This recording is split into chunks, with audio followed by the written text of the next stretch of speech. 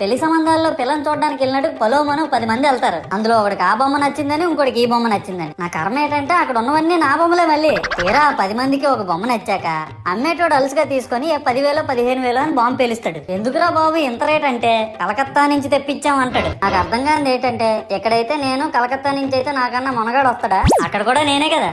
ఇలా నన్ను బజార్లో పెట్టి బేరం ఆడి నా మొహానికి ముసుగేసి వ్యాన్ ఎక్కిస్తారు. ఆ వ్యాన్ డ్రైవర్ గాడు నేను ఉన్నానని కూడా చూడకుండా ఏదో ఆలోచించుకుంటూ డ్రైవ్ చేస్తా గతకల్లో గబి గుబి అని తీసి నా కాల్లో చెయ్యి ఇరగొట్టేస్తాడు. ఈ విషయం చందాలు ఇచ్చిన చిన్నోళ్ళకి తెలిస్తే మళ్ళీ ఇరిగిపోయిన బొమ్మ పెట్టకూడదని ఏ బొమ్మ రాసి కవర్ చేసేస్తారు. సరేలే జరిగిందేదో జరిగింది, నా భక్తులే కదా కూల్ బ్రో అని చిల్లయ్యే లోపు నన్ను పందిర్లో పెట్టి ముసుగు తీసి నాకన్నా పొడుగున్నే సౌండ్ బాక్సులు 2 నా చెవులు పక్కన పెట్టి డీజే గణేష్ బ్రో అని చెప్పి నా పాటలను కూనీ చేస్తారు. సరేలే పిల్లలు కదా ఇప్పుడు కాకపోతే ఎప్పుడు ఎంజాయ్ చేస్తారు, కాసేపట్లో పూజ స్టార్ట్ చేస్తారని వెయిట్ చేస్తా ఉంటే ఆ 5 రూపాయల వ్రతకల్పన బుక్ చూస్తే ఎక్కడ లేని కోపం వస్తుంది. ఏరా నాకు అర్థం